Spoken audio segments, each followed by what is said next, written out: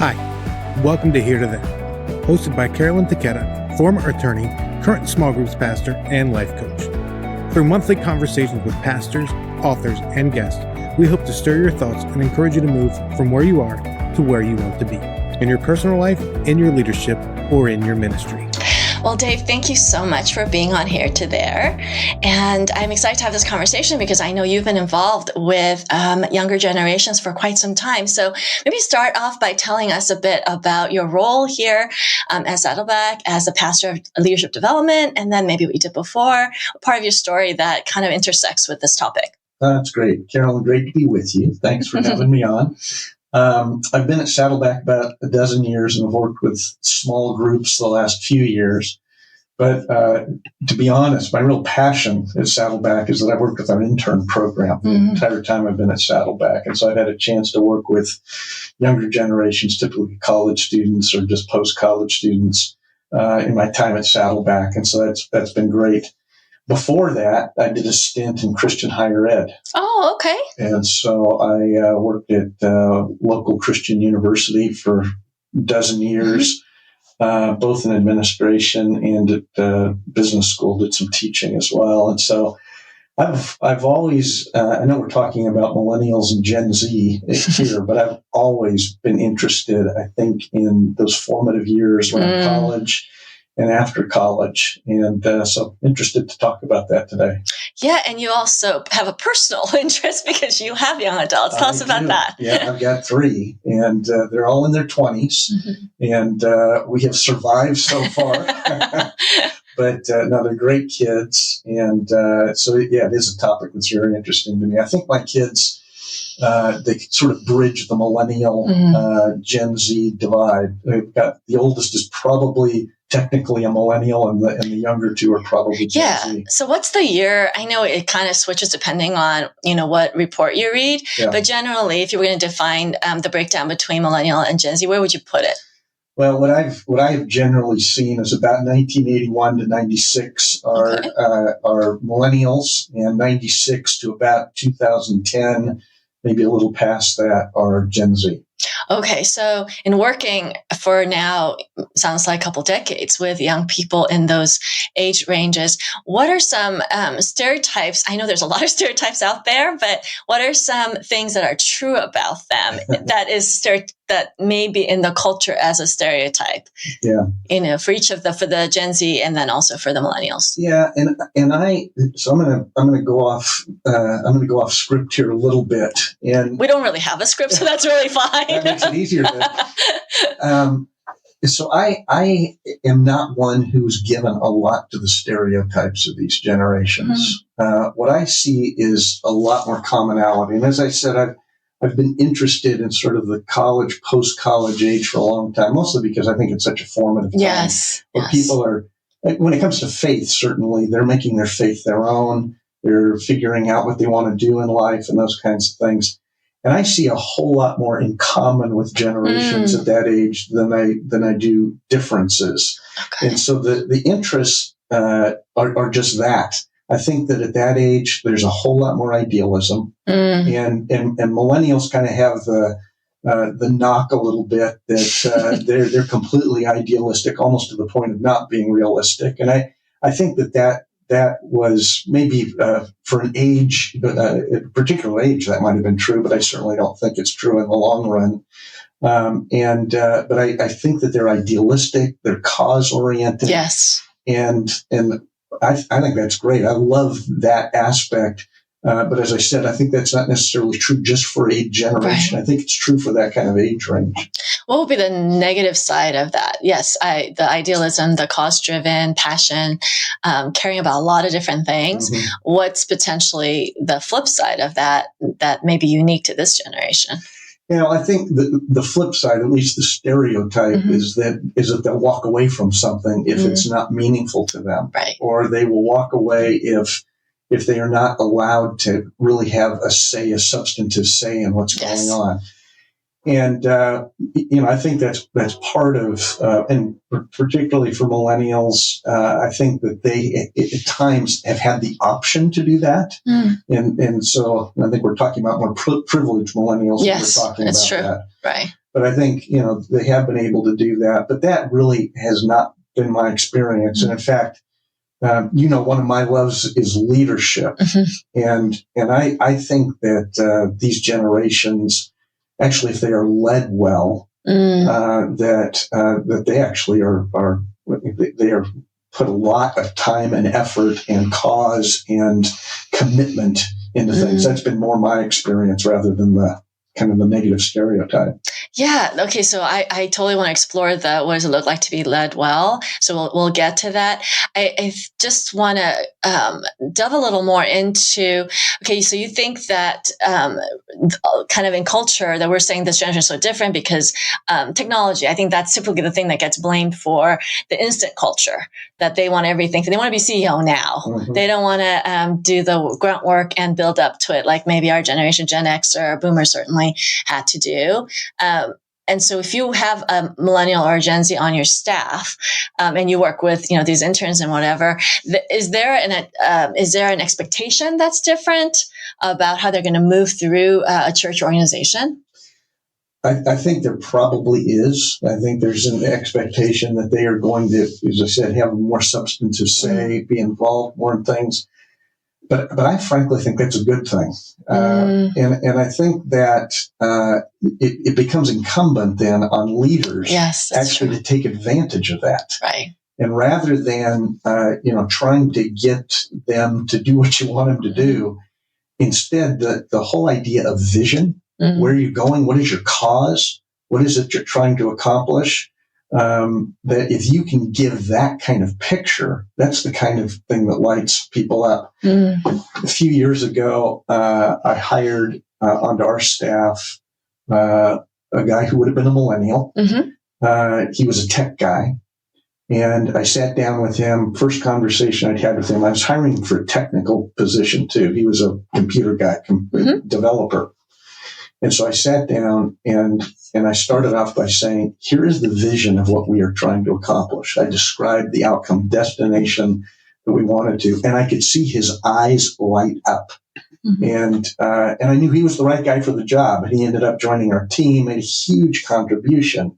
But that's the kind of thing I'm talking about. Rather than talking about we did talk about his technical ability for the job.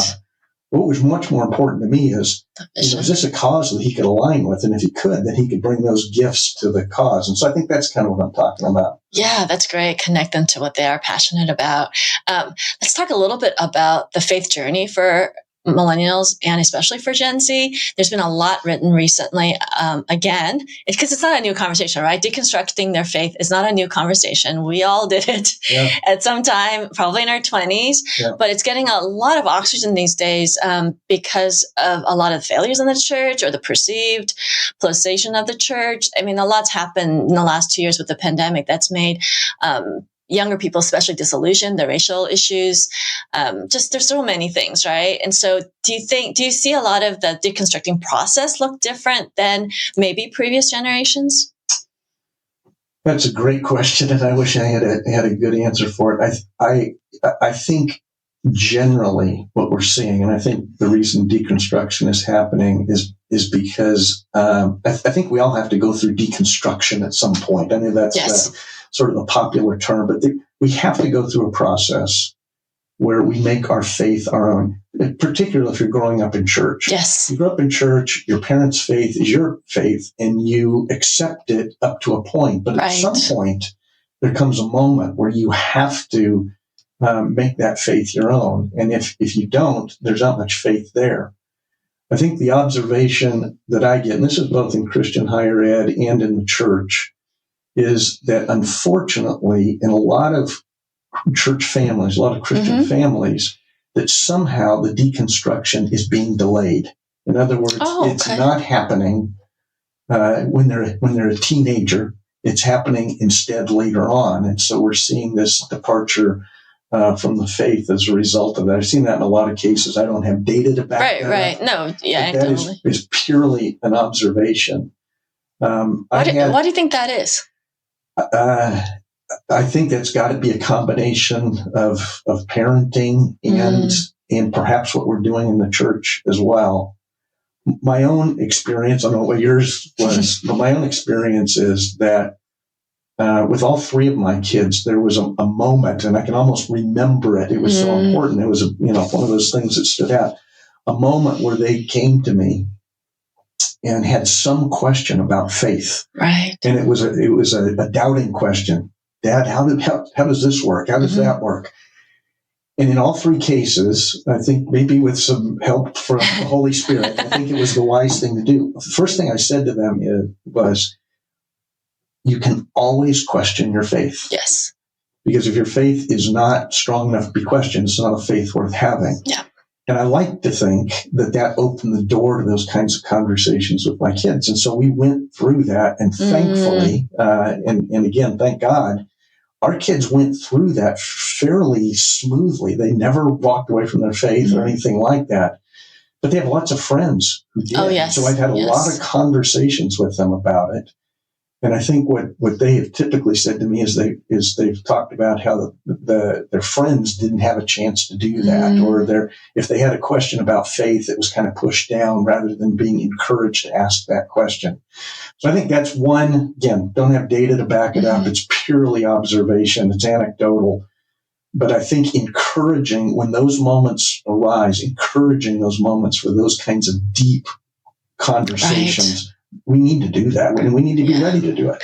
Yeah, that is so wise. I think the nugget for parents, if you're listening and you have teenagers or young adults that are asking these hard questions, I think our impulse as Christian parents is to be alarmed, concerned, disappointed, judge. I mean, there's just a whole range of emotions, right? Yeah. I tend to have a very expressive face, so I have to, when I'm facing one of these kinds of conversations with my daughters, I have to mentally tell myself, okay, don't make an expression, don't look disapproving, don't look shocked, just try to keep a poker face, because I want to invite the conversation. I would rather have the conversation, even though it may not be, comfortable one, or it may not be what I want. I would much prefer to just keep them in their little bubble, in their Christian bubble, and continue along. But that's not the world in which they live, and this is not who they are becoming. Yeah. So I think that the call to, and the wisdom you're offering with invite the conversation, even if it's hard,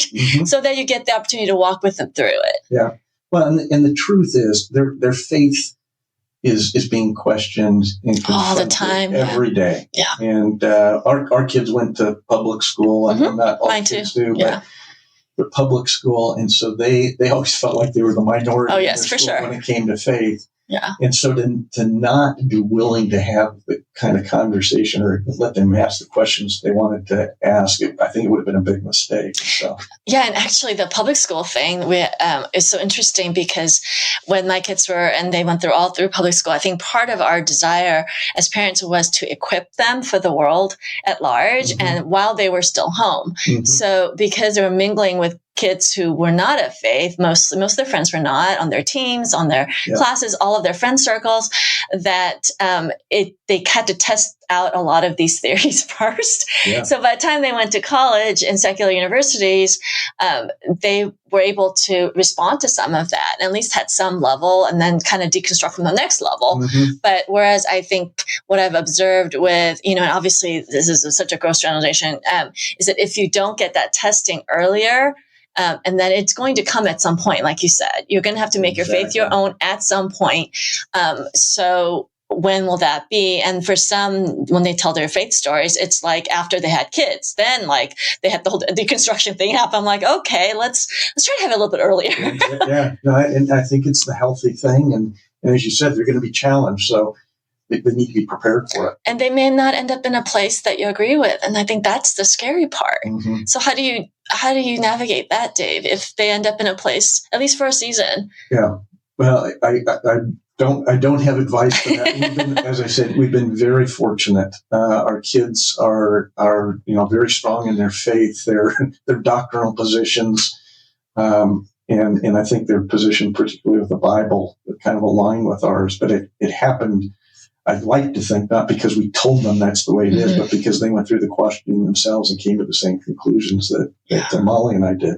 Yeah, so when you have the interns as part of your program, do they feel free to ask questions? Because they're now employed at the church. Yeah. or is there more of a hesitation because they're looking? These are interns that are interested in ministry jobs. Is that how? Tell us a little bit about the program. Yeah, we have about 80 or 90 interns a year at Saddleback, and so it's a pretty robust program. Yeah. It's something we put a lot of time and effort into. Because of the size of our church, we're fortunate to be able to have both ministry kinds of activities. Mm-hmm. It's all ministry, obviously, but traditional ministry kinds of activities, as well as things that might not be so direct. The more administrative. Yeah, exactly. HR or other things like that. And so we like to recruit interns into all of those areas and give people a chance. Our goal is that we're trying to develop leaders for wherever they end up. If they end up in the church, fantastic. If they end up in a business or education or wherever, we want to have Christian leaders in those places. And so that's what we are trying to accomplish. One of the things that we do in terms of an onboarding process, and this is true both for our staff and for our interns, is one of the steps that we have them go through is what we call a theological interview. Oh, nice. Which sounds pretty ominous. And it scares everybody half to death. Is that with you, Dave, or is that with other people? We have a number of people who do it. Okay. I do them certainly as well. The idea is we do want to talk to them about theology, but it's actually a much broader conversation where we have them connect with one of our pastors on staff, and we talk through the culture of Saddleback. But we also get pretty deep into their own individual story, what they're going through. And actually, one of the last questions that we ask in the interview, and they're usually 45 minutes, an hour long, one of the last questions we ask is there anything that you are struggling with that you'd like to share with us? And many times they will have already shared something, but we can hear all kinds of things at that point. And I'll usually preface it when I ask that question by saying, this is not going to be a disqualifying question. In other words, if you're struggling with some sinful habit, for instance, don't be afraid to share that. And they often will. And we don't disqualify them unless we think it would be better for them to delay it. But the reason we ask that question is both because we want to create an open environment where it's okay to share what you're thinking, what's going on, and at the same time to create the kind of support system around them while they are interning that we can help them with. That makes sense. So that is I would say that is an element of Saddleback culture, which I would attribute to Rick and Kay Warren. They are very good about creating open environments. And so we try to do that with interns to make it okay to talk about what might not be okay in some settings. Yeah, I love that. I don't know how many churches would ask that question, but that's a really excellent one to ask in a safe environment, right? In our leadership application for small groups ministry, we do ask the last question is there anything about your life or your pattern of living that you want to share? And we've had all kinds of interesting things come up from that. But when you ask that question, give us a sense of what type of things are these young people bringing up? All kinds of things. And some of it is things you wouldn't be surprised at. It's not unusual for guys to say that they had struggles with pornography. That's like, 80% or something? Yeah. It's incredibly high. In fact, I always feel good when they say that because I this is a huge generalization, but sometimes I feel that they don't say that to us, they're not actually telling us the truth. Because of statistics, I'd much rather hear that. And then we'll talk about it. Anxiety is a huge one. We've been hearing that a ton in the last 2 years. Yeah. And that can come up with both sides, but those are the two that rise. The big ones. Yeah. Wow. Okay. So shift this a little bit. So what do you think the younger generation is looking for in a church? We've been hearing statistics about how they're leaving in droves. The nuns, people who don't affiliate, have increased. COVID has made everything worse on that front and not choosing church. There's, we've said earlier too, a lot of the missteps the church has made. So what do you think they're looking for in a church? Yeah. And again, I'm going to state this just for the audience that I'm not speaking from data here. I'm really speaking from observation. Yes. But there are a couple of things that seem to always rise to the surface in my conversations with this age group. At the top of the list is authenticity. Is a church authentic? And, can you be who you are at the church? Are the leaders of the church being who they really are? And so that seems to be a huge one. I don't think authenticity is necessarily unique to this generation. Because we like it. We would like to see that in our leaders. Everybody likes authenticity, but these generations actually articulate it. And so I think that's a big one. How do they articulate what it would look like, say, in a spiritual leader? What does authenticity to them look like? Does it look like sharing, all of your stuff and your weaknesses, sins, whatever from the platform? Does it look like they actually live out, kind of our old definition was you live out what you're preaching, right? Yeah. But how are they assessing it? I think it is primarily transparency. And I would say it's not appropriate for leaders to be 100% transparent. Publicly. Yes, it would not. Right. But I think that there is a level of transparency that they are looking for. I think what we found is that that's one of the attractive things to Saddleback Church.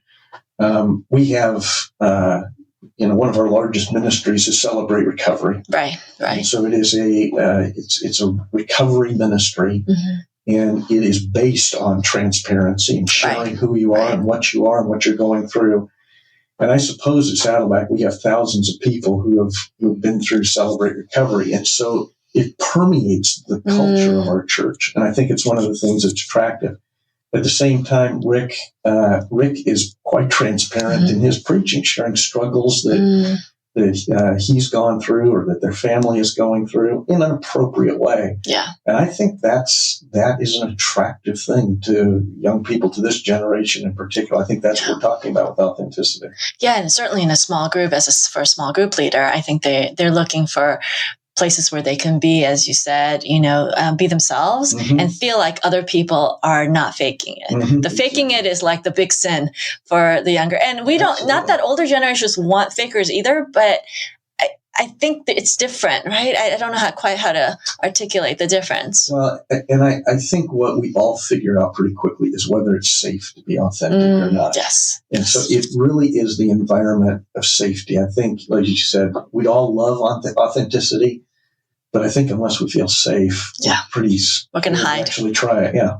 Right. Okay. So you said there were a few things. So the authenticity was one that they're looking for. What else? I think the other big one to me is cause. And what is the cause? In other words, what are you here to do?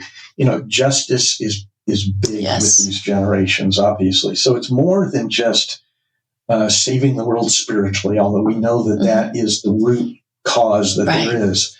But it's how is that being lived out? How is that being played out? How is that being applied to other areas of need? And is that articulated well? It's one thing to talk about it. Right. But do you have a vision for it? Is there something that you're actually working toward? And are the programs, the activities, whatever of your church, do they really align with that vision or not?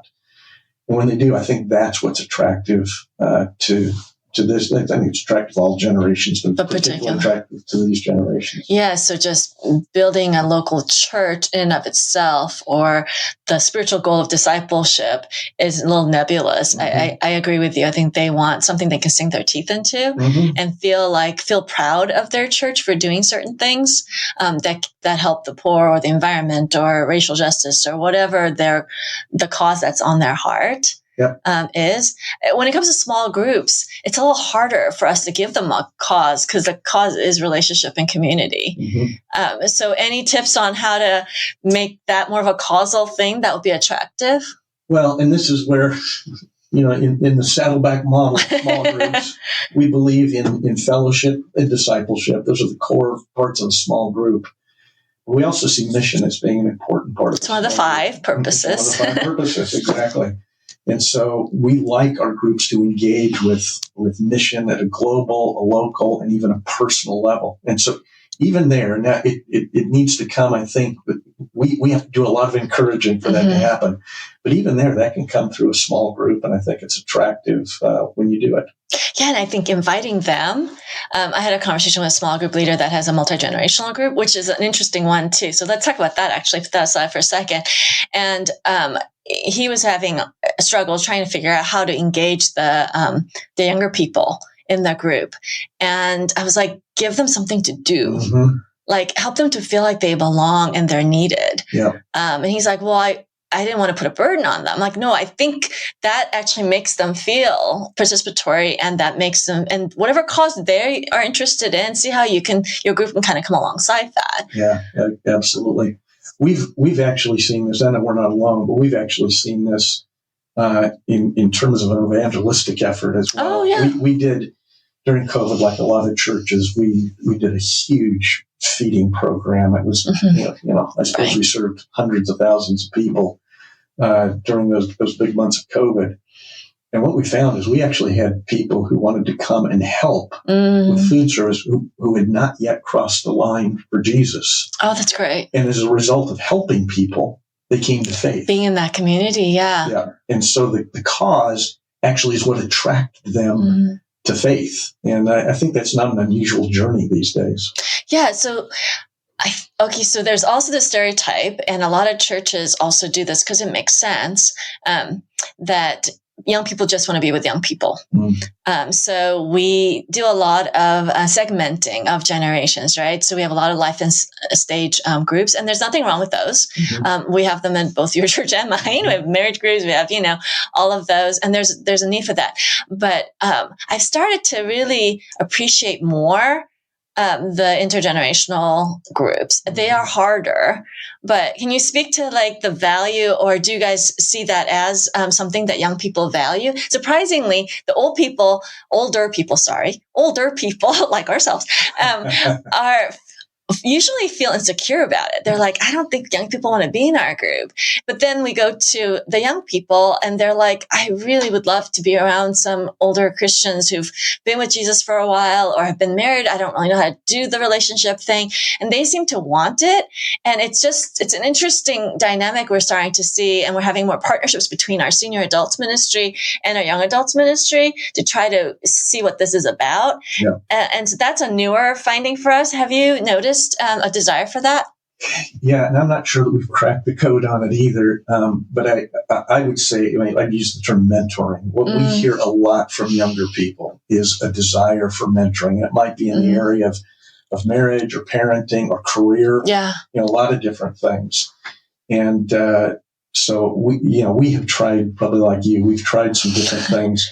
The place actually where I saw the most success for it was not during my time at Saddleback. It was when I was dean of a business school, and we did a mentoring program. And the way that we did it, rather than trying to pair a mentor with a mentee. Yeah, that matchmaking we've tried that so many different ways. It's never really worked well. Yeah, it's really, really hard.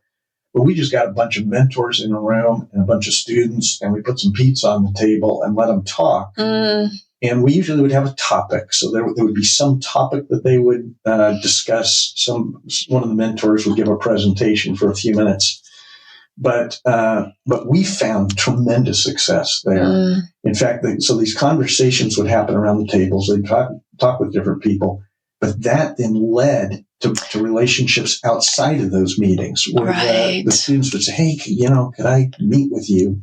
And so we saw that, and something. I don't know that we've tried that at Saddleback. Maybe we have, but I think that is an approach that might work as well. But I would agree with you that there is this desire on the part of younger people to take advantage of people who have kind of gone the path before and can give them some practical wisdom on how to handle things. Yeah, or they just want to put their names on LinkedIn. We're not quite sure what is it they're really asking for here. Yeah, right. But I think mentoring looks different now too. Before it used to be, let me impart my wisdom to you. But back to authenticity and transparency, now it seems like successful mentoring is more about creating that safe space where they can wrestle with things and you hand out wisdom in little nuggets. Yeah. I think they seem to be more reluctant to take anything, whole cloth. Just maybe because I'm Asian American, I tended to respect the elders a little more. It's part of my culture. But I'm not seeing that as a natural default. Yeah, I would agree. That's why I think it gets wrapped up in relationship. And if there's a relationship there, it's not a programmed kind of mentoring. It's much more relational. And as you do a little bit of life together, then those opportunities, as you said, to drop the nuggets comes along. Kind of like parenting. Yeah, very true. Yeah, very true. Except you're not as stressed out by what nugget is going to drop here. I know that Saddleback does a huge job of resourcing other churches on so many things. And I think so you've been part of, and you speak often at Saddleback related events. So when you look at other churches and trying to crack this nut about younger people, and there's a lot of hand wringing about all the young people, they're walking away and all of that. And I do think your comment earlier about it's not that new. Like we don't have to be scared. It's different. Social media, online, all of that has changed the landscape a bit, but ultimately these things are not that different. So when you look at other churches that are struggling with incorporating young people and they're not going to start an internship leadership development program, what are some things they could be doing to not just attract, but to engage in a meaningful discipleship way, the younger generation and be more winsome there? Well, I think the big one is to think through what are the hoops that somebody has to jump through. To do what? To have a meaningful participation in your church. Okay, so like small groups ministry, if they were going to be a leader. Mm-hmm. Yeah. What hoops? Okay. Yeah. In other words, are we making it difficult for the younger generation? I think what we often do, and this may not have to do just with age, but we do it with a lot of things, that we want to have people prove themselves before we actually give them something meaningful to do. Yes. And I think that, particularly with this generation, they're not willing to jump through hoops. That's very much more, I think, the boomer generation. Yeah. That was more of that kind of, you put your boots to the ground and then you prove yourself and then you get the promotion kind of thing. Yeah, exactly. So I think looking for ways to make it easy for them to be involved. This is kind of a characteristic of Saddleback. We always easy entry points, exactly, low hurdle, and then bring them along, but get them in and give them that. And so that's what I would do. And it's like any generation, but this generation has a ton to offer, and so I think if you can take advantage of that, plug into it, find ways to lower the bar and get them involved, I think you'll see great results. What do you think the obstacles are? Like, why aren't churches doing more of this kind of thing? And when you look, I was just having a conversation earlier today with someone in a church, and I said, what would you want to ask Dave on this topic? And he said, why haven't our church's style of worship and the nuts and bolts of how we do church changed? Mm-hmm. And he's in his probably late 20s. Okay. And so he's like, it seems like we talk about reaching younger generation, and we're going to hand it off to them or us in his case, but it hasn't changed. Mm-hmm. So why is change so slow, and why hasn't it changed, and what's going on with church? And I said, okay, Dave, I will ask him this question. And I'll give you my opinion. I think it's fear. I think that, there's a sense that, and it's a good thing. We have a sense of stewardship, that we are, leading God's church. That's a big deal. And so shouldn't we be careful about how we hand off leadership? And I think, there's some truth to that. I don't think we should be completely foolish about it, but I think we're so afraid of that sometimes that we make it very difficult for younger generations to step up and get involved and be in leadership. And so I think the question comes down to is maybe flipping it a little bit and saying, as I said before, what hoops are we making people jump through? Mm-hmm. And are those hoops really necessary? Carolyn, that we for a long time have let anybody start a small group, for instance. Yes, you're hoopless. Now that's not as bad as it sounds, right? Because you can start a small group with your own friends. Right. And I can put people in your group, but if you want to get a group of friends together and have a small group, no questions asked, we'll let you do it. And then we come along and we surround them and we bring them along. And I think that's a model. I think that's the Jesus model, frankly. I mean, he took a bunch of disciples who had no reason to be religious leaders, spiritual leaders, and he brought them along. They were willing to do it. And so I think we really need to ask ourselves those hard questions. Are we putting hoops in place that really don't need to be there? Yeah, and I think you're right. The fear factor, maybe letting go of control, and maybe even the messiness. Yeah, well, there is that too. Yeah, right? Because if you can keep some hoops in place, the mess is more contained. So, yeah, talk to us about that in terms of leadership. Yeah. And I know you do a lot of speaking and writing and such around leadership. Like, so leading this generation, yeah. How would you advise them differently? What kind of leader do we need to be? Well, I've used the term vision here several times, I think, in this conversation already. Yeah. I'll add to that the term values. I think we have to have values-oriented leadership. In fact, we were talking about this a bit last night. Yes. But I think the knee-jerk for leaders is to try and define as carefully as possible what we want people to do. Mm-hmm. And what we do is we end up, even when we get people involved and they're willing to get involved, oftentimes what we do is we give them tasks. Yes. People don't want tasks. People want responsibilities. They don't want to. Do they really? They really do. They act like they don't, though. We aren't very good always at giving responsibilities. And they want to know outcomes rather than the how-tos. Now, there's insecurities with people, so they want to know a certain amount of that. But if you lead with a vision, where is it that we are going? You give them some values that you want them to operate by, and you give them some responsibilities instead of tasks. If they want more, they'll ask you for it. But you don't have to lead with that. And what tends to happen, at least this is my experience, when you do it that way, you attract leaders then to be part of something like that. That's true. And so that's what I would say is vision is critical. Why are you doing what you're doing? And vision is kind of a misunderstood word. I won't go into a whole thing on it here. But vision should always be about solving some human problem. In other words, vision is more than a destination. Vision is the solution to a problem that people care about. And when you offer a solution to a problem that people care about, they want to be part of that. That's true. And so those are some of the keys, I think, not just to leading this generation. As I said, I think that's universal. But these generations we're talking about, it's really important to them. Yeah, so let's apply those. For small groups, because this is our audience. So walk us through, Dave, if you were going to recruit or invite a young person to become a small group leader, so walk us through the vision, values, and peace. What kind of conversations and questions would you be asking this person to figure out if they should be onboarding? And what we would appeal to is a couple of things. One is the appeal to fellowship. In other words, well, this is the loneliest generation ever. So yeah, that would be a good target for solving the human problem that is so evident. Yeah, exactly. So you're linking them together.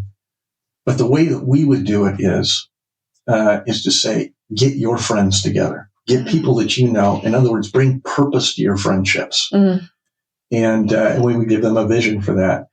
Typically, we are using curriculum, at least as an entry point. Right. Something that is going to appeal to them, a big life question. So get your friends together and have a conversation about that. That's about as much vision as we would give them. Okay. But we would say that's really what we'll give you the tools that you need to do that, and you get going on that. I love how practical and simple that is. Because I know for some, the vision would be, Matthew 28, go and make disciples. And that's the vision. And it's hard to make that bite-sized and appealing to someone who's stepping into leadership for the first time. Yeah. So I love how pragmatic and doable that vision is. Okay, so continue to walk us through that model. So the values that you would put into place for that person? Yeah, and so then we would give them, actually, we'd go very light on values. But we would say, because what we would give them is something to have a conversation around. But included in that, and I think it's really important in small groups, is that whatever you say in your group is going to stay in your group. Right. And so you're creating a safe place for you and your friends to have a conversation around this topic. So it'd be something like the covenants that we use in a lot of small group churches. They use that, which has the confidentiality, which has, we're going to not gossip. We're going to, lift each other in prayer. I mean, there's a handful of those kinds of values. Yep. So you kind of pick those. Okay. And then from there, we would really take them on the journey. And that's where we would surround them with other training resources, coaching, and that kind of thing. But the journey that we want to take them on is, hey, this is great. You found something meaningful in a group, assuming that that's what happened. Let us help you bring a little more purpose to your group then. And then we would introduce some discipleship basics, to think about how can they help each other grow in their faith and have conversations around that. And then ultimately the outcome that we want to take them to is, how can we help you have a really healthy group? And for us, that's balancing the 5 purposes and bringing those things into place. So we take them through a journey. Ultimately, the journey is, it's not just a small group leader and a bunch of people, but it's a group of people who are committed to leading together to have a healthy small group. And so we would start. It's interesting. You said you made the vision simple, and I did that purposely in the beginning. The vision is actually much larger. But you give them enough of the vision that is where they are right then, and then you actually explain more of the vision, and give them more tools to reach it as they go on this journey. Which is the Jesus model as well. He didn't give them everything. He just said, "Follow me," and then they hung out for 3 years before they got the outcome. Exactly. In it. So I think that just seems like a really great, even though there are some hoops per se, or the values matter. It's not like, you're throwing all that out the window, but to give clarity, I think that clarity is kind, and it helps people know what they're stepping in for. And you are giving them something presumably that's attractive to them. So you're just telling them, here's how you can have something that you're actually looking for. And so rather than it being, here's some things you have to do if you want to have a small group. Right. We'll help you have a small group, and here's how to do it. And we're not saying, here's what you should want. Yeah. Which the top-down model seems to no longer be applicable. Yeah. We can help them with that as they go through the journey. We can kind of give them, it's like laying a trail of breadcrumbs here a little bit, but we're bringing them along through the process. It takes a lot of patience, Dave. It does. Is that another barrier for why we're not doing this great? Because that's a relational process that takes a lot more patience than handing over a program. And Jesus lived with we're back with Jesus. Yes. Yeah. But I think it really is the model. Rick Warren likes to say, and I say it a lot because I think it's so smart. He says, you can structure for growth or you can structure for control. And I'm a whole lot more comfortable with control, but I've learned that growth, you mentioned messiness earlier, this kind of low hurdle process really pays off in the long run. And you're able to affect a lot more people that way. Yeah, and this generation won't respond to the other model anyway. Exactly. So it's kind of game over anyway. Yeah. So we might as well adapt or die. This is how it rolls. So I think it would behoove us to figure out how to make it more invitational and to lower the hurdle. So last question, we're talking about outcomes. So in your work on the internship program, now that you've been doing it for a dozen years, what's been the outcome that's been exciting for you to see? Mm-hmm. I'm not going to ask you to break down what percent of people still love Jesus, still love Saddleback, but just in general, how has that been in the outcome? Has it been what you've looked for? Yeah, it really has. And it has been fun to watch, especially over that period of time. Going back, our goal with the intern program is to develop Christian leaders who can lead in any environment. Mm-hmm. And so over a dozen years, we've got, I think we have well over 1,000 interns. Wow. We can't track all of them. We have 1,000 intern alumni, if you will. One of my favorite, this is a statistics, one of my favorite statistics is that I think it's about 70 of our staff at Saddleback are former interns. Wow, that's amazing. Including one of our elders is a former intern. That's so cool. And so it's benefited our church. We've seen it there, but we hear the stories from people who have having an impact, in other places, other yes. churches, businesses, education, government, Yeah. wherever. And so it's just fun to watch it. Oh, that's really cool. All right. Well, any last thing you'd like to share before you go? I think, number one, thanks for letting me be on here with you. But it's, I think this is an extremely challenging time for the church, no doubt. Yeah. But I also think it's a time of huge opportunity. And we've been talking about these younger generations. I think that they are key to us taking advantage of the opportunity that God is giving us right now. Yeah, for sure. Thank you so much, Dave, for being with us, sharing your wisdom, and continuing to equip young people out into the world to be Christian leaders, because we need them. So thank you for your work. Thanks for having me, Carolyn. All right. Well, you can connect with Dave by his email. What is your email? It's dalford, DALFORD, @saddleback.com. Thank you for listening to Here to There, part of the Group Talk network of podcasts. If you like what you've heard, make sure you subscribe on Apple Podcasts, Spotify, or wherever you get your favorite podcasts. If you want to learn more, make sure you check out smallgroupnetwork.com for more resources.